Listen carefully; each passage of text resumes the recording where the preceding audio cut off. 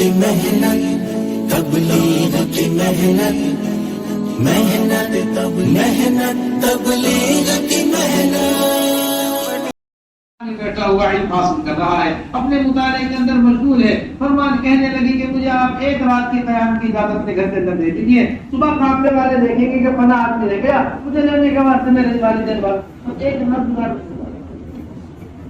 بڑی عافیت کے ساتھ رات گزری۔ صبح کو والدین اسی طرح آئے، تلاش کرتے کرتے ان تک پہنچے، بتایا کہ یہاں موجود ہے، آ گئی واپس۔ جب گھر سے نکلنے لگی تو ان صاحب سے پوچھ دیکھو اللہ کا فضل ہے، رات عافیت سے گزری، بڑے امانت دار آپ آدمی تھے، بڑے اچھے آپ آدمی تھے، لیکن ایک بات نہیں سمجھ میں آئی پوری رات بیٹی دیکھتی رہی آپ کو کہ تھوڑی تھوڑی دیر میں آپ اپنا ہاتھ جلائیں چراغ کے اوپر، ہر تھوڑی دیر میں ہاتھ لگاؤ، چراغ ہاتھ جلائے تم ہاتھ پیچھے کر دو، پھر دوبارہ تھوڑی دیر گزرے ہاتھ جلاؤ، پھر چراغ ہاتھ جلے چراغ کے اوپر، پھر ہاتھ پیچھے کر دو۔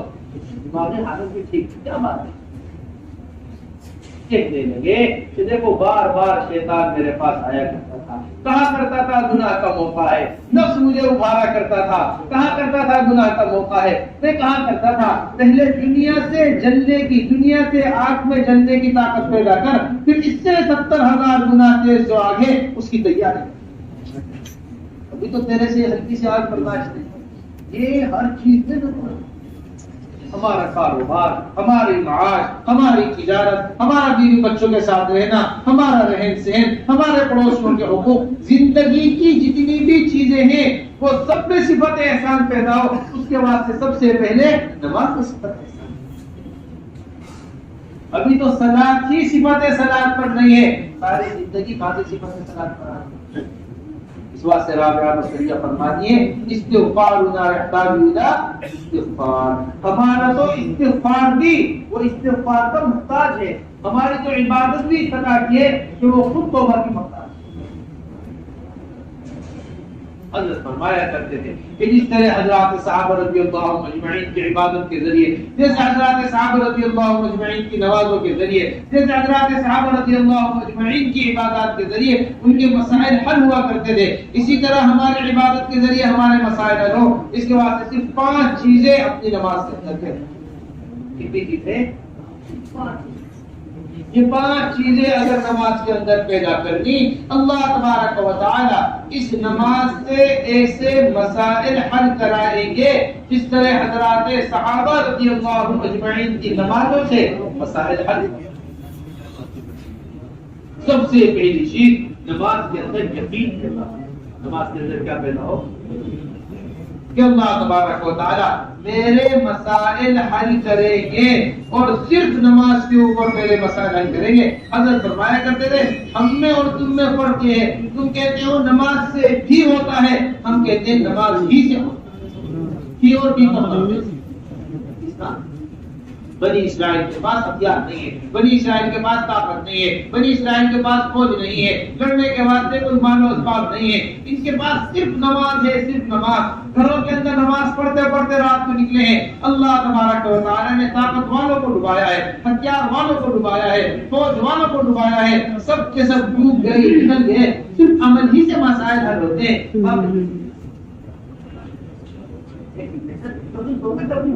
ضرور یقین بنانا پڑے گا۔ ہمارا حضرت یہ فرماتے ہیں کہ عمل کے وعدے جو ہیں عمل کے اوپر وہ اس واسطے پورے نہیں ہو رہے کیونکہ یقین نہیں ہے۔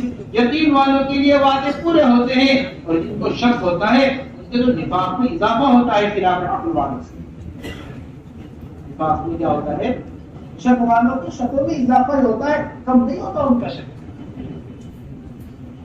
انس رضی اللہ تعالیٰ عنہ اب ایک بنجر زمین ان کے حصے میں آئی، انس رضی اللہ عنہ کا خادم آیا کہ دیکھتی کیا لے لیا آپ نے اپنے حصے میں؟ نئی زمین کے اوپر پانی ہے، نئی زمین سے گزر سکتا ہے، یہ بنجر زمین ہے، بیکار زمین ہے، پانی کہیں سے آ نہیں سکتا یہاں اس زمین میں، کیا کچھ لے لیا آپ نے؟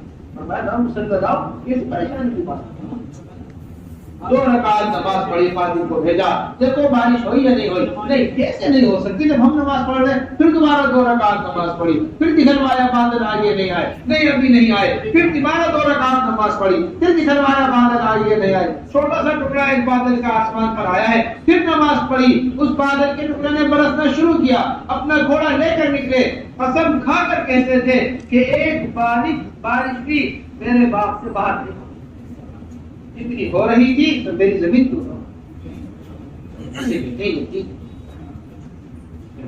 ایسا یقین ہمارا عبادات پر آ جائے، جیسا یقین ہمارا دواؤں پر ہے، جیسا یقین ہمارا وکیلوں پر ہے، جیسا یقین ہمارا مقدموں پر ہے، جیسا یقین ہمارا کمانے کے اوپر ہے، عمل کے اوپر ایسا یقین آ جائے، خدا ہمیں ان سب چیزوں سے مستغنی ہے۔ پھر دوسری بنیادی چیز جو ہمیں نماز کے اندر پیدا کرتی ہے وہ دھیان پیدا کرتی ہے۔ بے دھیانی بھی بڑی مصیبت ہے۔ بے دھیانی کیا ہے؟ ارے جو چیز دھیان میں ہے اسی کے اندر نماز پڑھ رہا ہے۔ ہمارے حضرت فرماتے ہیں اس کے واسطے نوافل کا اہتمام، جتنا آدمی نوافل کا اہتمام کرتا ہے اتنے ہی فرائض کے اندر دھیان پیدا ہوتا ہے۔ جیسا دھیان حضرات صحابہ رضی اللہ عنہم کو ہوا کرتا تھا، ایسا دھیان ہوا کرتا تھا کہ سانپ چھت سے گرا، بچے کو لپٹ گیا، صحابی نماز پڑھ رہے برابر میں، سلام پھیر کر پوچھنے لگے کیا بات ہو گئی؟ کچھ شور کی سی آواز آ رہی تھی کہ چھت سے سانپ گرا تھا، بچے کو لپٹ گیا تھا۔ فرمانے لگے ہاں جب ہم نماز پڑھتے ہیں دنیا سے تعلق ختم ہو جاتا ہے، تو صحابی کو نگرانی کے واسطے بھیجا، جاؤ نگرانی کرنا فلاں سرحد پر کھڑے ہو کر، اگر کوئی بات پیش آئے ہمیں بتا دینا، فوراً اپنے ساتھی کو بتا دینا۔ نماز پڑھ کر سورہ کہف پڑھنی شروع کر دی۔ جب قرآن کی کوئی سورت پڑھنی شروع کر، قرآن پڑھنے میں ایسا مزہ آ رہا کہ تیر پر تیر لگتے رہے، آ کر تیروں کو نکالتے رہے، نماز پڑھتے رہے، یہاں تک کہ سلام پھیرا، سلام پھیر کر کہنے لگے ایسا مزہ سورت پڑھنے میں آ رہا تھا، اگر اللہ کے رسول صلی اللہ علیہ وسلم یہ نہ فرماتے کہ کوئی بات پیش آئے اپنے ساتھی کو اٹھا دینا، خدا کی قسم جان چلی جاتی میری، لیکن سورت پوری ہونے سے پہلے رکوع نہ۔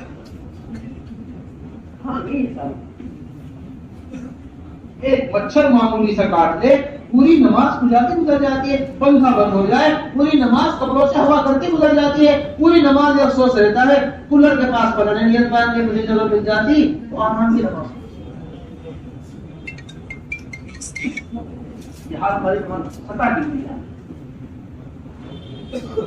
تیسری چیز حضرت فرمایا، سب سے پہلی چیز یقین، دوسری چیز دھیان، تیسری چیز حضرت فرمایا کرتے تھے نماز کے اندر اخلاص کرو۔ نماز کے اندر کیا ہو؟ اللہ ہی کے لیے عمل ہو، اللہ کے غیر کے لیے عمل نہ ہو۔ جب اللہ کے غیر کے لیے عمل ہوتا ہے عمل بے اثر اور عمل نقصان دہ۔ انہیں رابعہ بصریہ کے بارے میں آتا ہے، ایک مرتبہ آگ لے کے جا رہی، ایک مرتبہ پانی ہاتھ میں لے کے جا رہی، لوگوں نے پوچھا رابعہ خیریت تو ہے؟ آگے آگ اور پانی لے کر کہاں جا رہی ہو؟ کہنے لگے جی چاہتا ہے آج جنت کو جلا کر راکھ کر دوں، دوزخ کو بجھا کر خاک کر دوں، تاکہ جو بھی عبادت کرے صرف اللہ ہی کے لیے عبادت کرے، اللہ کے غیر کے علاوہ کے لیے عبادت۔ ہمارا حضرت یہ فرماتے ہیں جب بقا رہنے والی جنت کے واسطے عبادت نہیں ہے پھر فنا ہونے والی دنیا کے واسطے کہاں سے عبادت ہو سکتی ہے؟ عبادت کرنا اللہ کا حق ہے، اب ان کی مرضی ہے وہ جنت دے یا کیا دے۔ ہم کوئی ساری زندگی سجدے میں گزارنے والے بھی یہ نہیں کہہ سکتا کہ جی میرا حق جنت۔ عائشہ بڑی عورت ہے، بڑی سمجھدار عورت ہے، بڑی سمجھدار عورت ہے، اللہ تبارک و تعالیٰ نے ان کے ذریعے بڑی دنیا کو فائدہ پہنچایا۔ اللہ کے رسول فرما رہے ہیں اے عائشہ کوئی بھی اپنے عمل سے جنت میں لے جائے گا۔ فوراً سوال کیا یا رسول اللہ کیا آپ بھی؟ فرمایا ہاں یہ بھی، یہ کہ مجھے میرا خدا رحم فرما کر دیتا۔ اب بتائیے تو صحیح، جب اللہ کے رسول یہ فرما چکے اب کون ہے ایسا آدمی جو کہ جی میں اپنے عمل سے جنت میں؟ ریاض الصالحین ایک عالمی کتاب ہے، ہمارے یہاں تعلیم میں استعمال ہوتی ہے عربوں میں، اس کی ایک شرح ہے روضۃ الصالحین، اردو شرح ہے، اس کے اندر علی بن ابی طالب رضی اللہ تعالیٰ عنہ کا قول نقل کیا گیا ہے کہ عبادت کرنے والے 3 قسم کے، عبادت کرنے والے کتنے قسم کے لوگ ہیں؟ ایک عبادت کرنے والے وہ ہیں جن کی عبادت اس واسطے ہوتی ہے تاکہ ہماری گردن دوزخ سے آزاد ہو جائے. یہ غلام ہے عبادت کرنے میں. ایک عبادت کرنے والا تاجر ہے کہ وہ اس واسطے عبادت کرتا ہے تاکہ سجدوں کے بجائے بدلے مجھے جنت مل جائے. ایک آزاد آدمی ہوتا ہے عبادت. نہ مجھے جنت کی ضرورت نہ مجھے دوزخ سے آزادی کی ضرورت. میرے بنانا والا مجھ سے راضی ہو جائے. اس واسطے عبادت نہ بنانے والا نہ غلاموں کی عبادت نہ تاجروں کی عبادت. عبادت کس کی ہونی چاہیے؟ آزاد آدمی کی عبادت. یہ علی بن ابی طالب رضی اللہ عنہ. اس واسطے میرے دوستو یہ بڑی بنیادی چیز.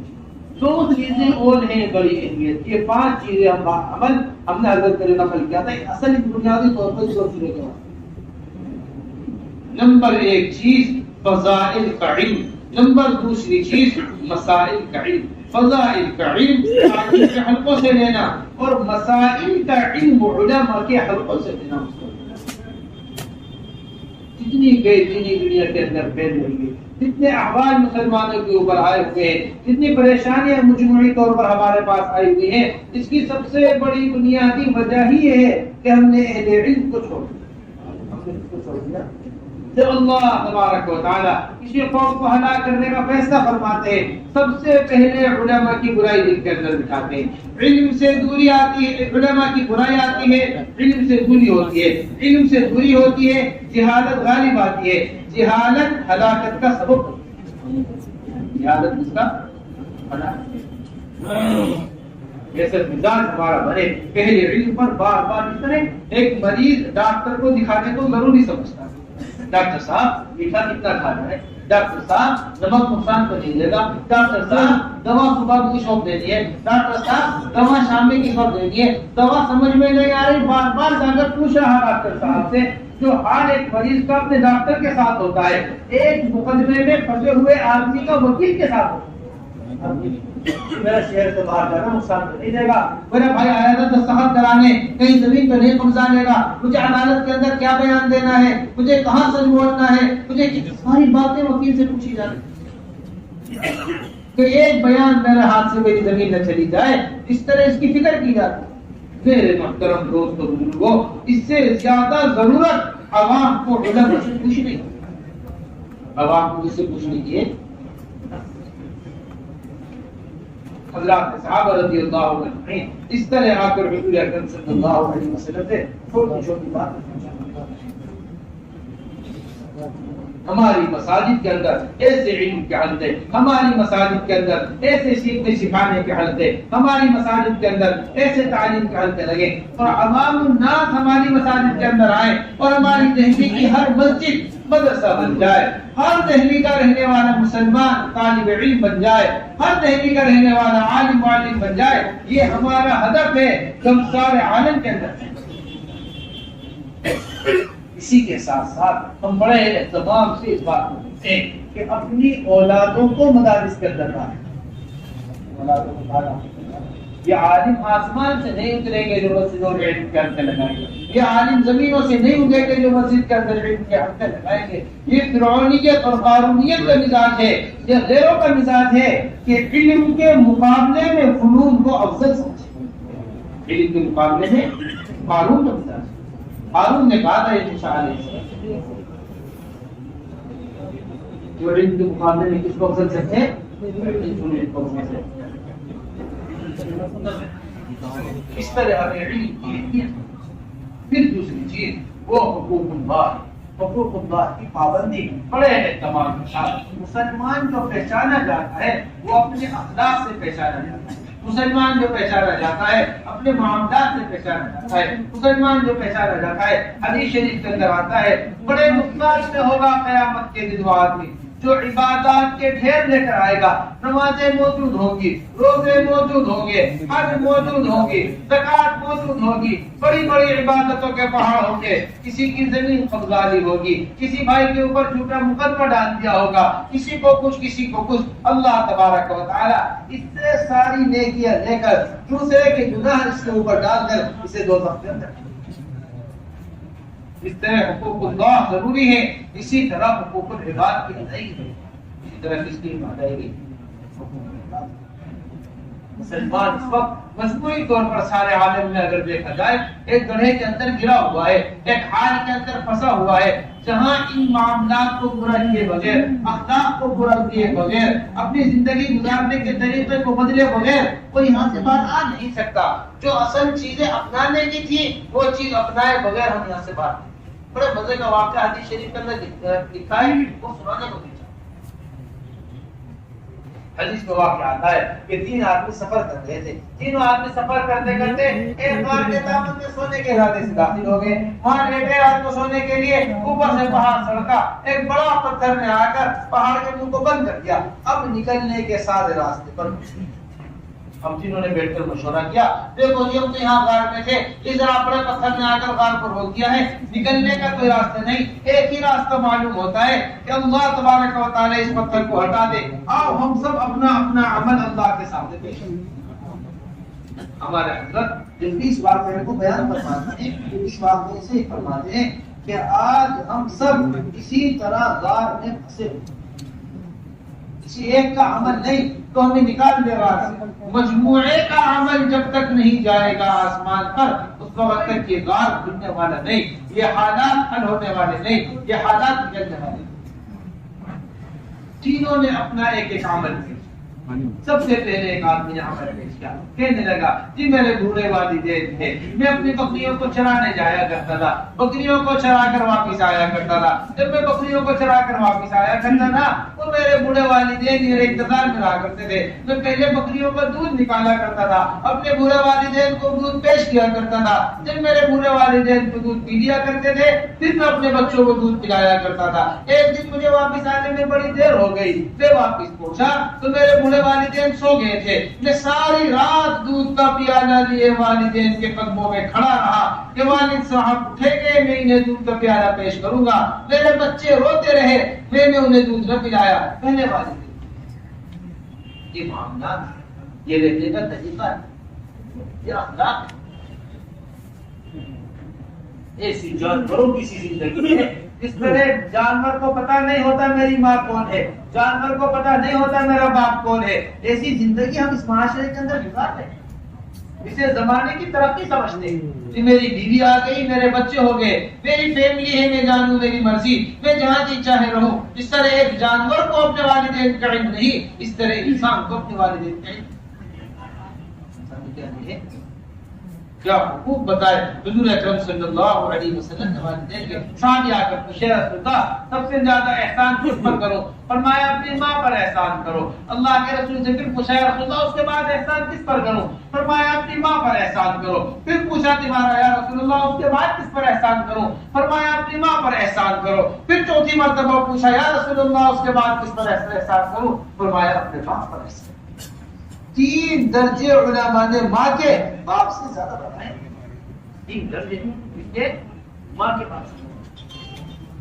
علماء نے لکھا ہے کہ 3 تکلیفیں ماں ایسی اٹھاتی ہے تو ان میں سے ایک تکلیف بھی باپ نہیں اٹھاتا۔ سب سے پہلے 9 مہینے حمل کی تکلیف اٹھاتی ہے، پھر اس کے بعد ولادت کی تکلیف اٹھاتی ہے، پھر اس کے بعد دودھ کے پلانے کی تکلیف اٹھاتی ہے۔ یہ 3 تکلیفیں ایسی ہیں جو ایک بھی باپ نہیں۔ صحابی آ کر کہہ رہے کہ 9 میل یا 6 میل ایسی تپتی ہوئی زمین کے اوپر کہ اگر گوشت ڈال دیا جائے اس کے اوپر، گوشت پک کر تیار ہو جائے، اپنی ماں کو کندھے پر لے کر چلا ہوں، کیا میں نے ماں کا حق ادا کر دیا؟ فرمایا تیری جب پیدائش ہو رہی تھی جو درد کی لہریں اس میں سے اٹھ رہی تھی، ایک لہر کا بھی حق ادا نہیں ہوا، ایک لہر کا حق